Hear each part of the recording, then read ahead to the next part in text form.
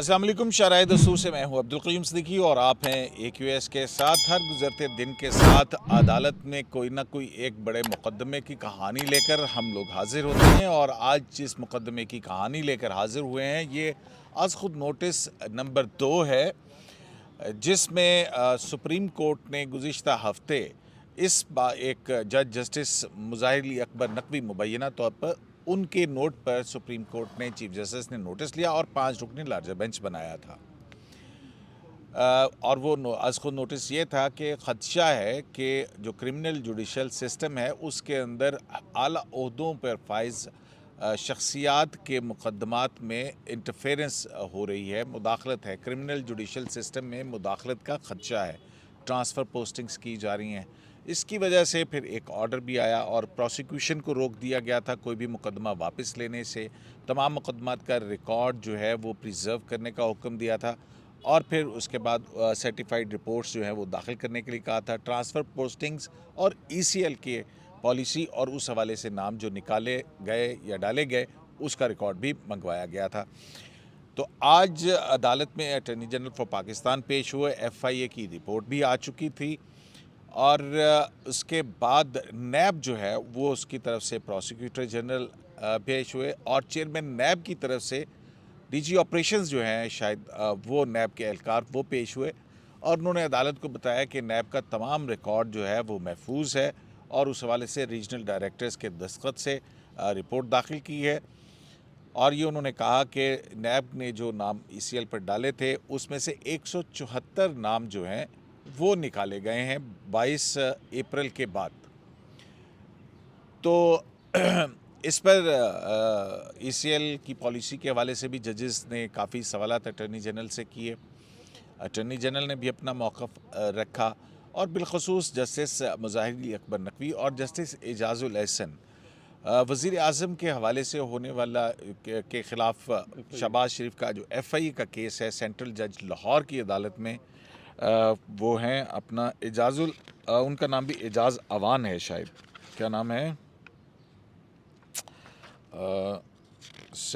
एजाज़ Hasan Awan, central जज एजाज़ हसन अवान। उसमें justice Mazahar Ali Akbar Naqvi और जस्टिस एजाज़ुल एहसन के उस हवाले से काफ़ी ज़्यादा सवालात थे। एक दो जगह पे ये भी हुआ कि जब जस्टिस मुज़ाहिर अली अकबर ने अकरम गोंदल जो FIA के जो इन्वेस्टिगेशन ऑफिसर थे उनके तबादले के हवाले से बात की और कहा कि 2 दिन में आपने उसको ट्रांसफ़र करके उधर भिजवा दिया, तो उस पर चीफ जस्टिस पाकिस्तानी रिकॉर्ड से उनको कहा कि ये फरवरी के अंदर हुआ और फिर जो ट्रांसफ़र है उनका उसका 5 महीने के बाद हुआ।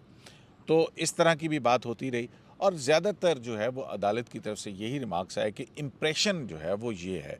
इस पर भी बात करेंगे। और दूसरी तरफ चीफ जस्टिस पाकिस्तान ने जब ये कहा कि वफाकी वज़रा और वज़ीर आज़म को आइन के आर्टिकल 248 के तहत कोई इम्यूनिटी हासिल नहीं है और उनके केसेस चलेंगे, इस पर अटॉर्नी जनरल ने कहा कि वज़ीर आज़म और वज़ीर आला पेश हो रहे हैं अदालत के अंदर। और फिर जो सबसे अहम तरीन बात हुई वो ये हुई कि वज़ीर आज़म की तरफ से आज इरफ़ान कादिर अदालत में पेश हुए। पहले उन्होंने अदालत को आगाह किया कि वो वज़ीर आज़म की तरफ से पेश हो रहे हैं और उनको कुछ वक्त दिया जाए। जब आखिर में जब दोबारा वक्त दिया गया और इरफ़ान कादिर पेश हुए और उन्होंने कुछ बातें कहीं तो अदालत उठकर चली गई और इस दौरान में कोई ऑर्डर डिक्टेट नहीं किया और ना ही ये बताया गया है अभी तक कि आइंदा समाअत कब होगी। तो मेरे साथ मौजूद हैं जनाब नासिर इकबाल साहब और हसनात मलिक साहब। इनसे बात करते हैं। नासिर इकबाल साहब, आज की जो कार्रवाई थी उसमें चीफ जस्टिस पाकिस्तान का ये कहना था कि हम जो है वो किसी पर्टिकुलर केस को नहीं देख रहे, हम ओवरऑल क्रिमिनल जुडिशल सिस्टम के अंदर उसको देख रहे हैं, उसको पूरे निज़ाम को के हवाले से हमारा इंटरेस्ट है। पर्टिकुलरली कि कोई केस जो है वो हमारा मुतमईन नज़र नहीं है इनफरादी सतह पर, लेकिन रिकॉर्ड जो है वो 2 केसेस का ही मंगवाया गया है, आया है अदालत के अंदर। तो वो आप बताइएगा। तो केस तो एक ही है, उस पर इरफ़ान कादिर साहब ने भी कहा कि अगर आपने मंगाना है तो फिर सारे उन मुकदमात का रिकॉर्ड मंगाया जाए जहाँ चार्ज फ्रेम नहीं हुआ। तो ये कहा यह जा रहा है कि पूरे जुडिशल जो क्रिमिनल जुडिशल सिस्टम है उसको हम देख रहे हैं वर्किंग में, उसमें कोई मुदाखलत तो नहीं हो रही है, लेकिन केस एक ही सामने है। क़य्यूम साहब, बेसिकली जब कोर्ट शुरू हुई थी तो उन्होंने कोर्ट ने यही पहले सबसे पहले पूछा था कि जो एग्जिट कंट्रोल लिस्ट है उसमें 174 लोगों के नाम हैं। इसको जो नाम निकालने की ये डिसीजन क्या ऐसे कैबिनेट ने अप्रूव किया है, और क्या कैबिनेट ने अप्रूव किया है तो वो क्या बेनिफिशियरी नहीं थे? अच्छा नासिर, मुझे याद आ रहा है कि पिछली जो समाअत थी उसमें तो चीफ जस्टिस साहब ने कहा था कि रिपोर्ट्स हैं कि 4000 से ज़ायद ECL पर नाम थे और 3000 3,500 नाम निकाल दिए गए हैं। तो आज क्या कहा उन्होंने? देखिए कयूम साहब, जब 174 जब जब परसेप्शन पे आप चलते हैं ना, जब सामने आया रिकॉर्ड तो 174। 174 है। तो जब परसेप्शन में के बेसिस पे आप जब कोई बात करें ना तो उसमें गड़बड़ हो सकती है। देखिए नासिर साहब, एप्रीहेंशन की बुनियाद पे खुद नोटिस है, तो एप्रीहेंशन ही एक्सप्रेस हो रही है ना। लेकिन ये सुप्रीम कोर्ट ऑफ पाकिस्तान है ना, ये मैं और आप नहीं है, हम तो ऑर्डिनरी लोग हैं ना। हमारी खबर गलत हो सकती है, हमारी खबर टोटली जो है ना वो उसमें फिगमेंट ऑफ इमेजिनेशन भी हो सकती है, लेकिन सुप्रीम कोर्ट से यू कैन नॉट एक्सपेक्ट। आप जब कोई एक्शन लें तो फिर आप सॉलिड बेसिस पे लें, ठीक है। आप जो है ठीक है, उन्होंने गवर्नमेंट से जब रिकॉर्ड मंगवाया तो पता लगा कि 3000 नहीं, ये 174 है। लेकिन उन्होंने बेसिकली उस पर ये उनका ये एम्फेसिस था कि दे आर बेनिफिशरी पीपल, जो कैबिनेट के मेंबर्स हैं वो बेनिफिशरी हैं और वही अप्रूव कर रहे हैं। तो ये कन्फ्लिक्ट ऑफ इंटरेस्ट में आता है, जिस पे जस्टिस मुनीब अख्तर साहब ने भी ये कहा था कि पॉइंट ब्लैंक पूछा था कि क्या ये वो नहीं है, कन्फ्लिक्ट ऑफ इंटरेस्ट में नहीं है, और आप हमें बताएं कि बताएं कि कौन कौन से लोग हैं जो बेनिफिशरीज भी हैं। तो attorney general of Pakistan Ashtar Ausaf ने बताया था कि ये कैबिनेट ने ही अप्रूव किया है और कैबिनेट अप्रूव कर सकती है। और फिर जस्टिस मुनीब का एक पॉइंट था कि आपने इसको रेट्रोस्पेक्टिव इफेक्ट दिया है 120 दिन का, और 119 दिन तो हो ही चुके हैं, एक ही दिन रह गया। तो ये आप कैसे दे सकते हैं रेट्रोस्पेक्टिव इफेक्ट? तो अटॉर्नी जनरल साहब कहना था कि बेनिफिशियल लॉ जो होता है वो रेट्रोस्पेक्टिव दिया जा सकता है। बहरहाल बात दरअसल ये है कि वो उनका एम्फेसिस यही है कि ये इस पे कोई मनूवरिंग हो रही है और प्राइम मिनिस्टर और चीफ मिनिस्टर डायरेक्टली इन्वॉल्व हैं मनी लॉन्ड्रिंग या करप्शन केसेस में, उनके केसेस को दबाने की कोशिश हो रही है। और FI आज तो नैब के जो हसन साहब आए थे, जो चेयरमैन नैब है, उन्होंने ये भी बताया कि हमने रिप्रेजेंट कर रहे थे। हाँ, उनको रिप्रेजेंट कर रहे थे। हमने तमाम केसेस को सिक्योर भी कर लिया है, तो ये रिकॉर्ड ख़राब नहीं होगा, ये उन्होंने बताया। और उन्होंने ये बताया कि जो ट्रांसफ़र एंड और वो पोस्टिंग, ये था कि शायद रिकॉर्ड गायब हो गया नैब का, ये कहा उन्होंने कि नैब का कोई रिकॉर्ड गायब हुआ है। नहीं, उन्होंने कहा कि सिक्योर कर लिया गया है, सिक्योर है रिकॉर्ड, कोई मतलब और वो वेरीफाई किया ऑफिस हाँ, सारा कुछ रीजनल है। जो और डायरेक्टर्स बिसाइड्स ये जो ट्रांसफ़र एंड पोस्टिंग्स हुई थी ना नैब के इन्वेस्टिगेटिव ऑफिसर्स और दूसरे लोग जो होते हैं जो इन्वॉल्व हैं इन्वेस्टिगेशन में, वो रूटीन ट्रांसफ़र्स थी। यानी HR नैब ने रिकमेंड किया और चेयरमैन नैब जो इनकम्बेंट हैं उन्होंने उनकी ट्रांसफॉर्म पोस्टिंग्स की, और ये मामूल की कार्रवाई। ये मामूल की कार्रवाई है, इसमें कोई गड़बड़ नहीं है। लेकिन DGFI जो डायरेक्टर जनरल है, उन पे सारा कोर्ट का ये एम्फेसिस था कि आप जो हैं क्या जनरल एमनेस्टी देने की कोशिश कर रहे हैं, ये क्या आप कर रहे हैं? जो ECL से नाम निकाला गया है, ये जस्टिस एजाजुल एहसन साहब की ऑब्जर्वेशन थी कि ये तो लग रहा है जैसे जनरल एमनेस्टी आप दे रहे हैं, क्योंकि इसमें नाम में बड़े बड़े नाम, मुझे एग्जैक्टली नाम तो याद नहीं क्योंकि वो लिस्ट हमने देखी भी नहीं, नाम लिए गए, लेकिन कहा जाता है, शुनीद है कि मरियम नवाज़ और इस तरह के लोगों के नाम है उस लिस्ट में, नवाज़ शरीफ साहब के, जो कि वैसे ही बाहर हैं, तो उस लिस्ट में उनके नाम हैं। लेकिन कोर्ट का कंसर्न ये है, बल्कि जस्टिस नकवी साहब ने भी ये कहा कि ये तो जो कैबिनेट ने अप्रूव किया ये तो बेनिफिशरीज़ हैं, ये बेसिकली पहले उन्होंने पॉइंट किया था, बाद में जस्टिस मुनीब अख्तर साहब ने इसको एम्फेसिस दिया था कि बेनिफिशरीज़ ने अपने हक़ में लॉ बना लिए। ये कोर्ट का आज का एम्फेसिस था। तो बहरहाल कोर्ट, लेकिन चीफ जस्टिस ने बहरहाल ये बाद में फिर क्लियरफाई किया कि हम किसी को पुश नहीं कर रहे, हम सिर्फ ये चाहते हैं कि जो क्रिमिनल जस्टिस सिस्टम है उसमें कोई हिंड्रेंस ना आए, वो कोई उसमें रुकावट ना आए, वो चलता रहे, फंक्शन करे। और जो आपने जिक्र भी कर दिया कि आर्टिकल 248 जो है उसमें इम्यूनिटी नहीं दी गई है, तो लेकिन अटॉर्नी जनरल साहब ने बताया कि नहीं, वो अपीयर हो रहे हैं, प्राइम मिनिस्टर साहब भी, चीफ मिनिस्टर साहब भी अपने केसेस को फॉलो कर रहे हैं। अच्छा, मुज़ाहिर अली अकबर और जस्टिस मुज़ाहिर अली अकबर नकवी साहब और एजाजुल एहसन साहब की खुसूसन इस मनी लॉन्ड्रिंग केस के अंदर बहुत ज़्यादा ऑब्जर्वेशन रहता है, जैसे कि जस्टिस इजाजुल हसन ने कहा कि एफआईए ने जो जवाब दाखिल किया इसके अंदर बहुत सारी चीज़ों को कवर अप करने की कोशिश की है। किया गया फैक्ट। और जहाँ तक मेरा इल्म है, मुझे भी एक मेरी इत्तलात के मुताबिक जो इस वक्त डायरेक्टर लीगल हैं एफआईए के, वो एसपी के ओहदे से आए हैं और उनको सनाउल्लाह अब्बासी साहब ने जाते हुए जो है उनको अपॉइंट किया था। सनाउल्लाह अब्बासी साहब ने पहले अपॉइंट किया था। एसपी हैं लेकिन उनका कोई लीगल एक्सपीरियंस नहीं है, उनका कोई कानून की डिग्री नहीं है। ये बात भी कोई सामने आई या सिर्फ इन्वेस्टिगेशन ऑफिसर और तबादले और उस हद तक रहा? और फ़र्द जुर्म आयद करने के हवाले से जस्टिस मुज़ाहिर अली अकबर नकवी की क्या रिजर्वेशंस थी? देखें, ये पैटर्न वही जो साबिक चीफ जस्टिस इफ्तिखार चौधरी और साकिब निसार साहब के टाइम चलता रहा कि जब जो लोग इक़्तिदार में होते थे उनके केसेस जब आते थे तो वो ये नहीं होता। अब सुप्रीम कोर्ट में मतलब है एक्यूज़ के राइट का भी तो ख्याल रखना होता है ना कि आप जो मामलात हैं उनमें डायरेक्शन दे दें और फिर ख़त्म कर दें डिस्पोज। तो जिस किस्म की लेकिन जो ऑब्जर्वेशंस आ रिमार्क्स रही आते हैं हैं उससे मैं प्रेजुडिस नहीं हो रहा है, एक मखसूस मैं केस के तो हवाले से आ बिल्कुल रही ये है हो ना? रहा है, बिल्कुल हो रहा है। और मैं तो ये समझ नहीं आ रही कि ये पर्पज़ क्या है। और चीफ जस्टिस उमर अता बंदियाल बार बार उनको इस चीज़ का मेरा ख्याल है एहसास भी है। वो कह भी रहे हैं, वो कह रहे हैं कि हम पुश नहीं करना चाह रहे। एक दफ़ा उन्होंने जो है वो हर चीज़ में वो बड़े केयरफुल हैं, बल्कि अगर किसी जज ने कोई रिमार्क्स भी दिए हैं तो उन्होंने दूसरे जज को कहा कि नहीं, एक स्पेसिफिक ना हो। मसला ये आ रहा है कि बेशक आप क्रिमिनल सिस्टम, लेकिन वाज़े लग रहा है कि आपका फोकस सिर्फ मनी लॉन्ड्रिंग केस शहबाज शरीफ का है कि वो केस में क्या हो रहा है उस पर आपका फोकस है। पूरी पर्पज़ अगर जिस देखें ना सो मोटो का, वो सिर्फ वो ECL पे नाम हटाने, उसके बेनिफिशियरी कौन है?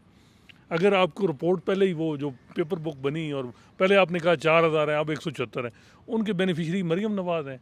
इसके अलावा तो कोई नहीं है। शरीफ ख़ानदान में आसिफ जरदारी होंगे लेकिन वो कैबिनेट में नहीं। खुर्शीद शाह एक नैब के मेंबर हैं। शहबाज शरीफ का मुझे नहीं पता कि उनका नाम ECL में था या नहीं, हमजा शहबाज का था, लेकिन वो अब प्राइम मिनिस्टर को ECL में रखें तो फिर सिस्टम कैसे चलाएंगे? तो फोकस जो था वो सिर्फ मनी लॉन्ड्रिंग केस FIA, उसमें जो जवाब आया, अब उन्होंने कहा जी जुल्करनैन जो हैं प्रोसिक्यूटर जो हैं सिकंदर जुल्करनैन वगैरह के भी उसको वो तो 2 दफ़ा खुद पेश नहीं हुआ। IO को हमने नहीं कहा ये गलत बात है, लेकिन वो कल भी अब रिमार्क्स आए पिछली हियरिंग में कि सनाउल्लाह अब्बासी बड़े अच्छे काम कर रहे थे, जो सहाफ़ियों को उठा रहे थे, अपने नोटिस कर रहे थे। मैं सहाफ़ियों के तो जेन्युइन रिजर्वेशन है, जो कुछ खुद बल्कि बेंच ने, ये जो बेंच था जैसे मुनीब अख्तर और जैसे इजाज़ुल हसन ने, वो सनाउल्लाह अब्बासी साहब को कहा कि आप क्या कर रहे हैं, किस तरह सहाफ़ियों को हरासा कर रहे हैं। अब वो कहते हैं जी वो अच्छा काम कर रहे थे। अब मौजूदा अगर देखें, हर जगह जब हुकूमत चेंज होती है तो वहाँ तब्दीलियाँ आती हैं, यही बात है। हर देखें, यहाँ भी देखें, जब चीफ जस्टिस आता है तो वो अपने मनपसंद बंदों को कमेटियों के हेड नहीं बनाता। अपने मनपसंद जो करीबी जजेज हैं, अनवर रईस जमाली साहब ने मुशीर आलम उसको अमीर आनी मुस्लिम को करीब किया, हालांकि सीनियर पुनी कोई और था। तो अब मैं मिसाल नहीं देना चाह रहा, लेकिन बात यही आ रही है।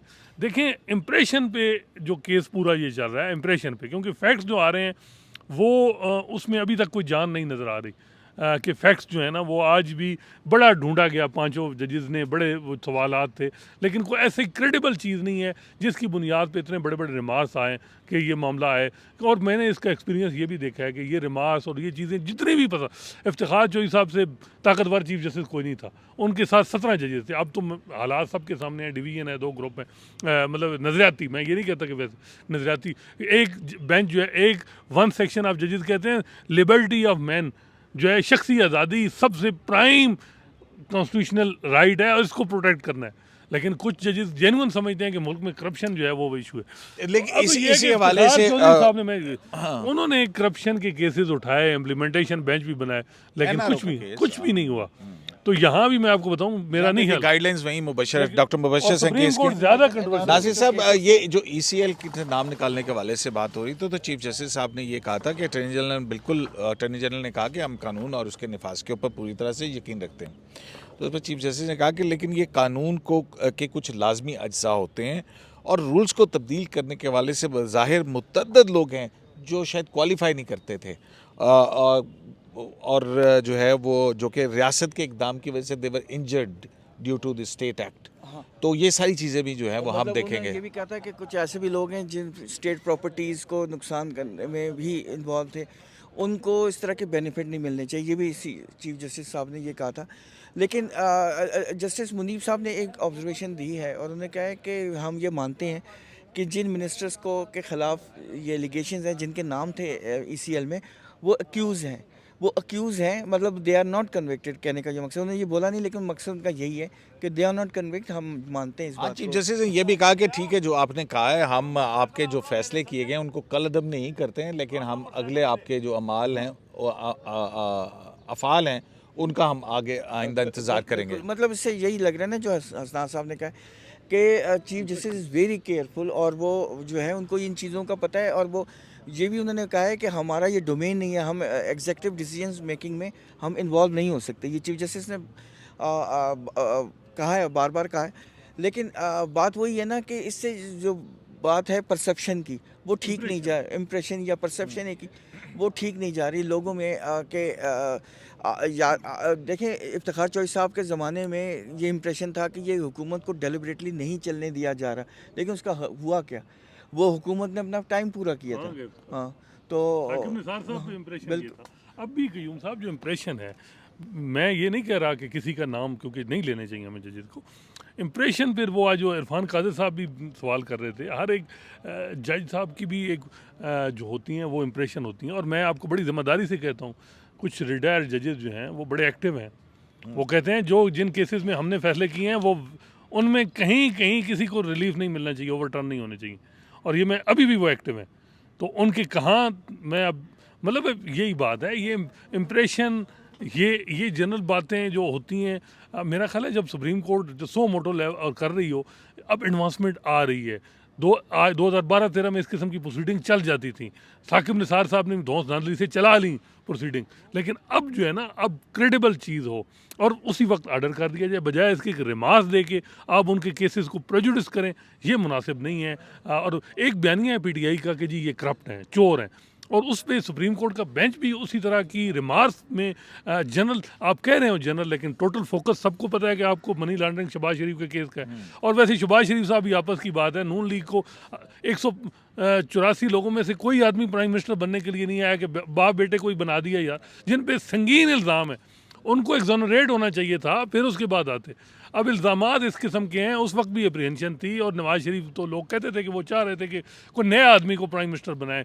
अब आपने जब प्राइम मिनिस्टर बनाया इतनी बैगेज का आदमी, और इमरान खान भी उसको टारगेट कर रहे हैं, बेंच भी कर रहा है, तो मेरा ख्याल है कि नून लीग ने जो किया, अब उनको इसकी पोलिटिकल जो कास्ट है वो देनी पड़ेगी, और वो दे रहे हाँ, हैं। वाकई से और उनकी नासिर साहब पार्टी ये में बहुत बताएं अच्छे कि अच्छे लोग ये क्या स्ट्रेटजी अपनाई गई है?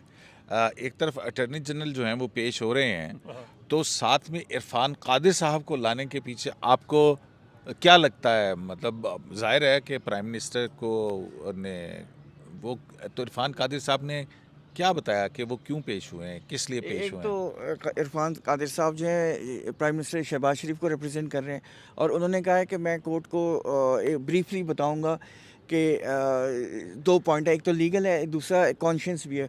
और फिर उन्होंने ये कहा कि जो 2 राइवल पार्टीज़ हैं उनके दरमियान में रेटोरिक्स की जंग है, मतलब वो लफाजी चल रही है, और उसके दरमियान में सुप्रीम कोर्ट आ गई है। तो बस ये सुनना था कि कोर्ट उठ गई, और उन्होंने कहा कि हम फिर इस पे नहीं, तो चीफ जस्टिस ने उनको कहा था कि बेहतर होगा कि आप लिख के दें, नहीं, तो वो उस पहले- पे उस उन्होंने कहा कि अच्छा। ये बड़ी अच्छी बात है कि आप पहले चीफ जस्टिस साहब ने उनको कहा कि आप ना बाद में जब नैब में, आज मजे की बात है, नैब में 2 मौक़िफ़ है। चेयरमैन नैब ने अपने एक और नुमाइंदे को भेजा, प्रोसिक्यूटर जनरल जो थे वो अलग, हालांकि प्रोसिक्यूटर जनरल को करना था, नैब चेयरमैन नैब जा रहे हैं वो सर से पाँव। हाँ, वो 2 जून को मतलब वो ज़ाहिर बात है, उन्होंने जो रिपोर्ट देनी है, उन्हें तो अब पता है कि मैं जा रहा हूँ, और उनका एक पूरा एक मतलब बैकग्राउंड है। तो जब उन्होंने कहा इरफान कादिर साहब को, चीफ जस्टिस साहब ने, कि आपको सुनते हैं इनके बाद, तो उनको चीफ जस्टिस साहब को कहा गया कि मतलब है ये इनका तो सुनना ही नहीं है, हम तो जनरल कर रहे हैं। लेकिन सबको पता है आपने केस फाइल किसकी मंगाई, आपने वो प्रोसिक्यूटर जो है सिकंदर, आप फोकस जो है वो शहबाज शरीफ का केस है, फोकस। और फिर उसके बाद आईओ जो उस्मान गिल है, हाँ, जिसको बुलाया, जज सेंट्रल हाँ, जो और है वो DG नैब, एजाज DGFI अवान ये किधर हैं, और जो डायरेक्टर लीगल जिसको बुलाया, जिसने लीगल टीम चेंज की, वो सबको पता है शहबाज शरीफ। आप कहते रहे कि क्रिमिनल जस्टिस सिस्टम, लेकिन फोकस जो है वो है कि हेड ऑफ द स्टेट है, head of the government, chief executive है।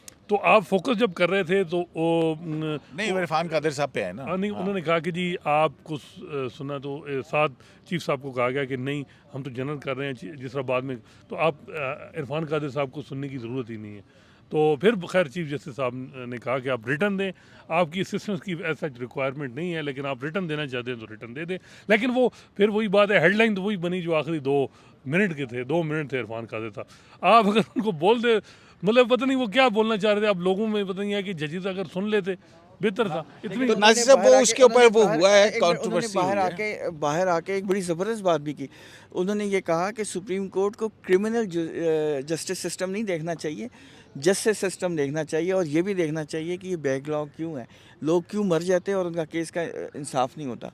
तो मतलब ये एक बड़ी वजनी बात है। नहीं, फिर उसके अलावा एक और बात भी की जब उनसे सवाल हुआ, तो उन्होंने कहा कि ये जो परसेप्शन है कि कुछ जज, ये ना हो गया कि कुछ जजों ने सारे मुल्क का फैसला कर दिया, तो ये परसेप्शन जो है इसको भी वो होने की कम्प्लेक्शन कंप्लीट होनी चाहिए। ये अच्छा होगा कि तमाम जजेस बैठे ये बाहर, उन्होंने बहरहाल बात की थी, चूँकि अंदर बात नहीं की थी, तो उस तरह वो हमने एक लाइव पे उसको अपलोड कर दिया। बड़ा नून लीग या शहबाज शरीफ साहब के लिए भला हो गया। अब देखें वो केयरफुल हर चीज़ होगी, हर चीज़ कवर अप भी हो, जिस तरह होता है ना कवर अप करना, अब हर चीज़ बड़े होगी, सारा प्रोसेस भी फॉलो होगा।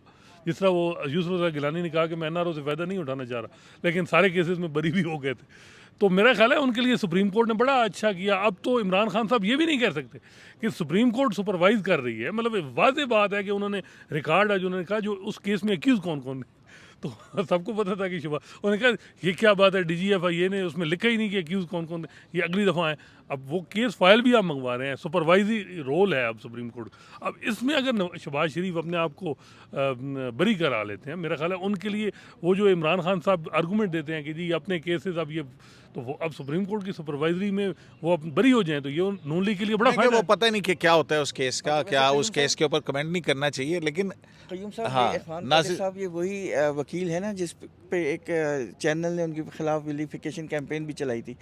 लेकिन बहरहाल वो एक बहुत मतलब ऑन हिज ओन बहुत ज़बरदस्त जज हैं, और सॉरी जज कह रहा हूँ, लॉयर हैं, प्रोसिक्यूटर जनरल थे। 4 साल इनका सस्पेंड रहा। प्रोसिक्यूटर जनरल नए भी रहे हैं और इनका लाइसेंस भी सस्पेंड रहा है। और जब इनको प्रोसिक्यूटर जनरल दोबारा लगाया गया था तो इस पर सुप्रीम कोर्ट में केस भी हुआ था, जिस पे सुप्रीम कोर्ट ने होल्ड किया था कि प्रोसिक्यूटर जनरल का जो टर्म है उसको दोबारा नहीं मैं कोई ज़्यादा इस तरह का लफ्ज़ नहीं इस्तेमाल करूँगा। इरफान कादिर साहब के आने से आपको लगा कि बेंच कंफर्टेबल है? मुझे नहीं लगा कि बेंच कंफर्टेबल है, ये मेरी ऑब्जर्वेशन है, टोटली रॉन्ग भी हो सकती है, लेकिन और आपको क्या लगा? नहीं, वो तो मैं वही कह रहा था कि चीफ जस्टिस साहब जो हैं उनका बड़ा, वैसे वो बड़े स्माइल देते हैं चीफ जस्टिस साहब, मतलब जब भी उनका होता है, लेकिन वो भी उनका जो स्टाइल था वो मुझे बाबर अमान साहब के साथ उनका जो मुकालमा था वही नज़र आ गया। तो साथ ही जब उनको मतलब ब्रदर जज ने कहा कि भाई मतलब नहीं आप इसको टालें, वही कटो जान, मतलब वो उससे तो यही लगा कि भाई नहीं, और फिर फ़ौरन वो जो घंटी बजी कि फरिश्ते आ गए और वो सारा लगा, तो उससे ये लगा था कि वो नहीं थे। तो मेरा ख्याल है ये गवर्नमेंट की भी स्ट्रेटजी है। अब देखें ना, मैं ये कह रहा हूँ कि अब जब आप हुकूमत को क़य्यूम साहब टफ टाइम देंगे, हुकूमत के पास भी एक कार्ड है, और वो कार्ड क्या है आपको पता है? वो कार्ड ये है कि सुप्रीम कोर्ट में 3 जजेस की अपॉइंटमेंट करनी है, और 3 जजेस की अपॉइंटमेंट करनी है, और वहाँ एक एक वोट बड़ा कीमती है। और जो इस वक्त जुडिशल कमीशन में कंपोजिशन है, अगर 2 हुकूमत के vote attorney general law minister justice Qazi Faez साहब सीनियरिटी प्रिंसिपल को करें, सरदार तारिक साहब भी करें, और बार के मेंबर भी करें, तो 5-4 से यानी चीफ जस्टिस साहब की जो मेजॉरिटी है वो लूज़ कर जाएंगे। और अब फरवरी के बाद से जुडिशल क्यों नहीं सुप्रीम कोर्ट के जजेस की अपॉइंटमेंट हो रही, मतलब ये हो रहा। तो अगर आप मैं ये कह रहा हूँ कि इस किस्म की आप करेंगे ना, तो वहाँ दूसरी तरफ भी फिर वो ये होगा कि आपको भी, आपकी भी जो रिकमेंडेशन आएगी वहाँ भी फिर यही होगी कि जी बार का कंसिस्टेंट व्यू है, सीनियरिटी प्रिंसिपल फॉलो, और अल्टीमेट जस्टिस सिस्टम जो है पे इफेक्ट आएगा, असल इफेक्ट आएगा, पेंडेंसी बढ़ेगी जब 3 जजेस सुप्रीम कोर्ट के आप अपॉइंट नहीं कर पा रहे। वजह 5 मतलब 5-4 रिकमेंडेशन दी नहीं है, तो क्यों नहीं हो रही? 14 जजेस से काम चल रहा है ना यार, क्यों नहीं हो रही? 14 जजेस से काम जो चल रहा है वो JCP में थोड़ी सी इक्वेशन ज़रा थोड़ी बिगड़ी हुई है। नहीं तो अब मजीद मैं कह रहा हूँ कि सिस्टम को चलना चाहिए। हाँ नहीं वो बिल्कुल मतलब वो ये तो नहीं चल हो सकता कि सिस्टम चल रहा है यार, 14 जज साहबान भी काम कर रहे हैं। नाज़िर साहब ये अजीब बात कर रहे हैं। नहीं वो उनकी बात में थोड़ा सा वजन है। सिस्टम को चलने के लिए नहीं वजन है। सिस्टम को चलने के लिए देखें, वो आपको सिस्टम जो है ना इस तरह नहीं चलता, वो गिव एंड टेक होता है। देखें गिव एंड टेक होता है। मैंने तो सुना था आइन कानून और ज़ाब्ते के मुताबिक नहीं होता है। लेकिन हुकूमत की सपोर्ट नहीं चाहिए क्या किसी भी मामले में? नहीं वो तो देखिए हुकूमत तो सपोर्ट देने के लिए अब ये तो तैयार नहीं है। होगा कि 184(3) में जजेस की अपॉइंटमेंट हो जाए। मेरा ख्याल है जुडिशियल कमीशन का एक प्रोसेस है, उसमें 9 में से अब आपको वो 5 यही चाहिए। इरफान कादिर साहब का भी यही कहना था नाज़िर कि भाई मैं यहाँ इसलिए आया हूँ कि क्योंकि एग्जीक्यूटिव के सरबराह हैं और इदारों के अंदर एक हम आंगी जो है वो हो, ये ना हो कि ना हमवारी और हो। उन्होंने एक और बात तो भी ये की, मैं मैं अदालत को चीफ बताऊंगा। जस्टिस साहब के लिए उनका भी एक उन्होंने साल है। और बात भी की, ये बड़ा रिसेप्टिव बेंच है, ये हमारी बात सुनेगा, ये भी उन्होंने कहा। और मैं उनको समझाऊंगा और ये जो है उनकी दे विल अंडरस्टैंड थिंग्स। अब इतलात ये आ रही है कि लाहौर में जो जजेस हैं 12 उनका जी डेटा पहले हालांकि 6 महीने तक कहा गया था ना कि उनको अब दोबारा, लेकिन वो डेटा फौरी मंगवा लिया गया। चलिए, वहाँ कोई मसला नहीं, ये है अदालत का कि अपना नहीं वो internal वहाँ मामला है, असल में वो मंगा मसला ले, तो क्या है नहीं मसला वो है? वजह ये है कि जल्दी इस वजह से कि बाहर भी तो गिव एंड टेक करती है ना सीधी बात। अच्छा। वहाँ 2-3 बंदे हैं बाहर के वो वक्त कन्फर्म ज़्यादा हो गया, नाज़िर साहब फिर डांटेंगे हमें। ठीक है। लेकिन ये जजेस अपॉइंटमेंट का इशू जो है ना बड़ा मजा है। ये इस पे तफसील से करेंगे। बलूचिस्तान में अलहदा इशू बन रहा है, सिंध हाई कोर्ट इस में पे एक अलहदा इस- इशू बना हुआ है, बिल्कुल इस- सुप्रीम कोर्ट में एक अलहदा बने। ये हम ओवरलुक कर रहे हैं क्योंकि हम पॉलिटिकल मामलात में फंसे हुए हैं कि जजेस के मामलात में जो जुडिशियल पॉलिटिक्स है वहाँ क्या हो रहा है, इतना कुछ हो रहा है कि पर अगली हियरिंग चलें यहाँ पे रैप अप करते हैं और इसी को हम कंटिन्यू रखते हैं। और जो है अब ये हिस्सा हम रैप अप कर रहे हैं कि आज जो है वो इस अंदेशे की बुनियाद के ऊपर कि ज़ाहिर है शहबाज शरीफ, आसिफ जरदारी और वज़ीर आज़म और उनके जो मुकदमात हैं वही फोकस था। वही इमरान खान साहब ने जब कोहाट जलसे में तकरीर की थी कि अदालत इसका आज खुद नोटिस ले, उसके अगले दिन ही जज साहब का नोट बना था, अदालत में लगा था और चीफ जस्टिस पाकिस्तान ने उसका आज खुद नोटिस लिया था और 5 रुकनी लार्जर बेंच बना दिया था। और वैसे ही बातें हुई थी जो कि इमरान खान साहब ने कोहाट के जलसे में की थी। सनाउल्लाह अब्बासी साहब की, डॉक्टर रिजवान की तारीफ़ और चीफ जस्टिस पाकिस्तान के भी ये रिमार्क्स अभी भी कानों में गूंजते हैं कि सनाउल्लाह अब्बासी जो हैं वो हमारे सामने पेश होते रहे, बहुत अच्छे ऑफिसर थे। और इसी तरह से डॉक्टर रिजवान के हवाले से भी गो के अब कुछ जब रिकॉर्ड सामने आ रहा है, चीज़ें बहुत सारी सामने आएंगी। बिल्कुल ये बात दुरुस्त है कि चीफ जस्टिस पाकिस्तान ने जो है वो ये कहा है, इख्तिताम होते हुए उन्होंने कहा कि इरफान साहब हम सियासी हुकाम के हवाले से, यानी ज़ाहिर है जो इस वक्त प्राइम मिनिस्टर हैं, इनफरादी चीज़ों को नहीं देख रहे हैं, हम जो है वो पूरे निज़ाम को देख रहे हैं। ऐसा ही हो ताकि निज़ाम में इंसाफ जो है वो चलता रहे और आवाम का एतमाद उसके ऊपर बरकरार रहे। शायराए दस्तूर से अब्दुल क़य्यूम सिद्दीकी को AQS लाइव से इजाज़त दीजिए। अल्लाह निगहबान।